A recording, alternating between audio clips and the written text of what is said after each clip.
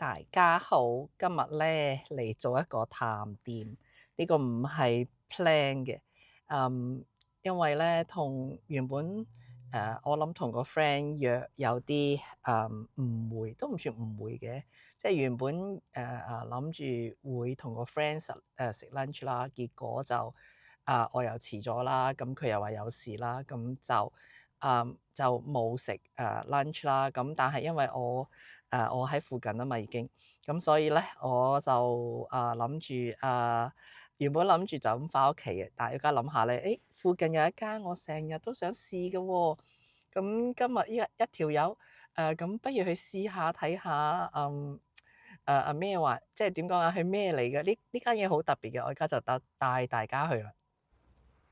呢個咧係中區啦，叫 Royal Oak。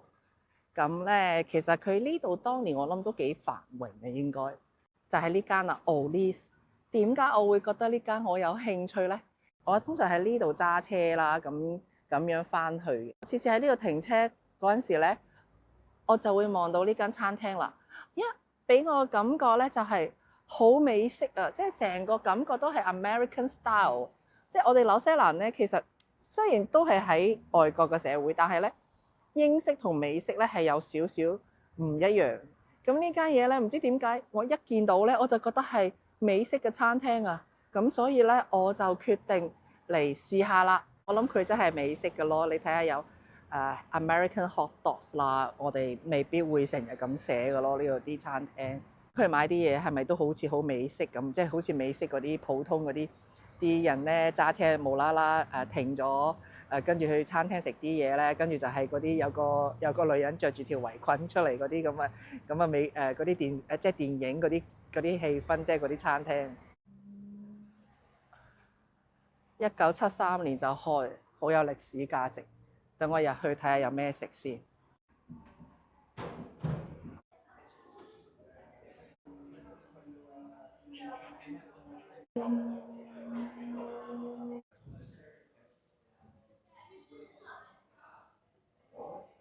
我叫咗一個煙肉漢堡包啦，咁我又叫咗一個薯條啦，同埋我又叫咗一個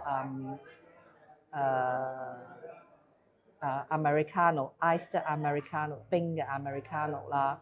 咁就其實我有諗過佢有美國American hot dog 嘅，但我唔想試咯，因為如果唔好食點算咧？第一啦，第二咧就係我覺得 Costco 嘅hot dog 都已經夠晒 American style 咧，咁我覺得唔需要再試佢嘅 American hot dog 咯。咁如果個 burger 好食嘅，我下次再經過，我或者會就咁買一個 American hot dog 翻，即係去架車度試下睇下正唔正宗啦。咁我而家就等啲嘢嚟，啱啱去咗佢哋個 website 睇過啦，大約啦，大家自己去佢個 website 睇下關於呢間餐廳，如果你有興趣嘅話。咁咁咧原來佢哋一路都喺呢個位置開，即係原先都喺呢個位置開咗咁多年，我都覺得幾 surprise。原來係一開始係賣雪糕，咁係咪一陣間即係好多人嚟買雪糕咯？真係。咁我一陣間係咪應該食個雪糕咧？我喺度咁諗。我對雪糕咧真係麻麻地有興趣，但係係咪真係要食雪糕咧？我唔知。我覺得食 burger 都有啲危險。因為佢哋都係得嗰幾個人喺度整嘅啫。見到大部分啲人都係食雪糕或者飲杯嘢食個薯條，好似冇乜人好似我食過漢堡包。算啦，試咗先啦。嚟咗啦啲嘢，有啲普通咯，ice Americano 啦，薯條啦，同埋一個漢堡包。個漢堡包都係普通啦，覺得。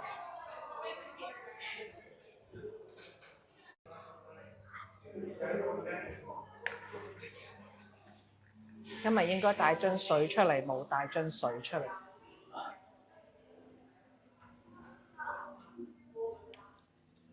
就係黑咖啡 Americano，冇咩。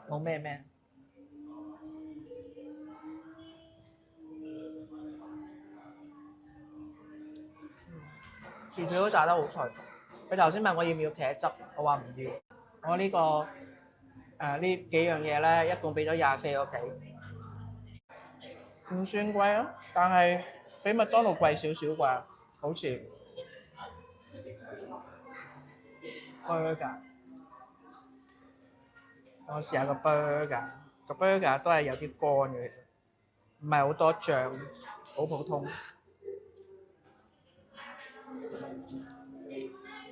我應該係咁嘅，不過唔使拍片。哦，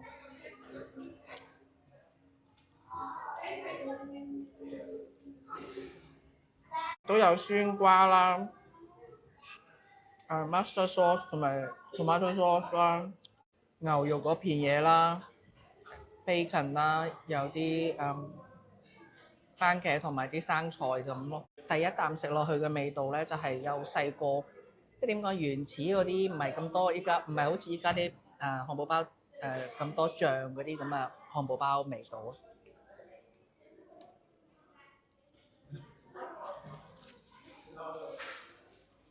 就係靠個酸瓜同埋呢個芥末醬同埋呢個茄汁嚟調味咯，冇其他嘅嘢㗎啦已經。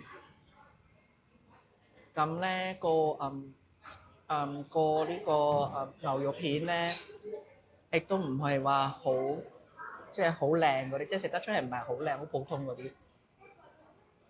因為依家食得多，就算你麥當勞啊或者係 Burger King，其實佢哋嗰塊牛肉片都好好食，即係你食到係好似係靚啲嘅。呢個我覺得有啲普通，真係好多人嚟買雪糕啊！我一陣間係咪應該買杯雪糕咧？我見到有一對老公公老婆婆，可能已經食咗50幾年，可能又拍拖嗰陣時喺度食，食到依家變咗老公公老婆婆。我覺得食好多嘢可能係食個情懷。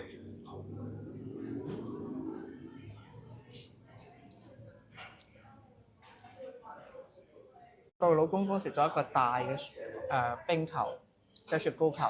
個老婆婆咧就食咗一個細，即係有得買細，或者一陣間我買個細嘅嚟食，試下啲味道。佢哋兩個揾個位坐低咗咯，唔知係咪諗翻起以前拍拖嗰陣時喺度食雪糕咧？我唔知，即係呢啲咁有情懷嘅鋪頭咧，即係會食個回憶係好重要。我唔知大家知唔知啦，其實紐西蘭嘅批咧都好出名，我覺得都好好食嘅，好多人都話紐西蘭嘅批好好食。就算啲人咁多 Kiwi 移民咗過去澳洲咧，佢哋都話佢哋覺得紐西蘭嘅批係好食過澳洲嘅批咯。咁我都諗住遲啲咧，走去其他即係有啲比較出名啲嘅批 shop 咧，即係攞個獎嗰啲咧，買啲批嚟同大家一齊分享下啦。咁我呢個 channel 咧，咁會做多啲唔同，即係我打算喺呢個 channel 做多啲唔同嘅嘢啦，唔單止開箱啦，亦都會做下日常生活啦，或者呢啲咁嘅探店啦，睇下紐西蘭嗰啲特色嘅地方啦。當然，如果我去海外旅行嘅話，我都會去海外嗰啲鋪頭。如果你哋中意呢啲題材嘅咧，就記得follow 我啦，subscribe 我個 channel 啦，咁同埋都支持下我啦。咁我喺度首先多謝大家先。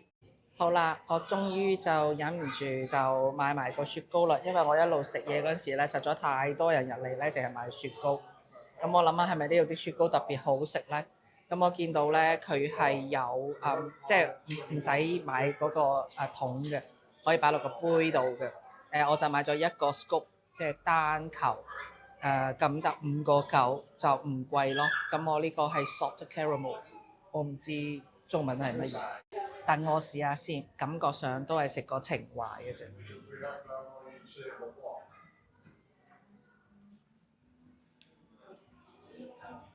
好甜啊！即係比我平時食嗰啲甜咁嘅，定係我呢啲平時都有食嘅喎，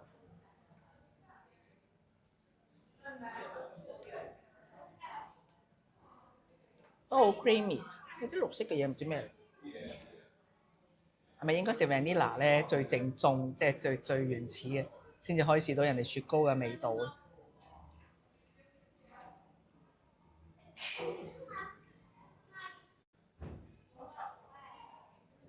喂，好冰，好甜咯，好似比其他雪糕甜啲咁。但係點講咧？OK 啦，唔係話嘩一聲。但係我覺得呢啲嘢可能真係食個情懷，5個9又好平啊，買呢兜嘢。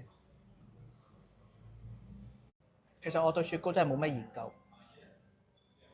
啲人話 gelato 特別好食啦，咁我又唔會話特別覺得好好食啦。咁啊，普通嗰啲好 cheap 嗰啲，我覺得 O K 嘅，所以呢個雪糕 O K 咯。即係如果我點講啊，即係好似我食咖喱魚蛋咁，我覺得係一個情懷。可能人哋唔係即係唔係咁成長嗰啲人咧，未必會對啊，點解你咁中意翻香港揾咖喱魚蛋魚肉燒賣？一個情懷咯，我覺得。咁可能咁多人嚟咧，我見到係好多有年紀嘅，即係唔係普通嗰啲啦。咁我覺得佢哋都可能係食一個情懷咯。有啲係你見到佢係，即係你可以見到佢好似見到佢細個嚟食嗰個感覺啊，直情。咁所以我覺得係一個情懷。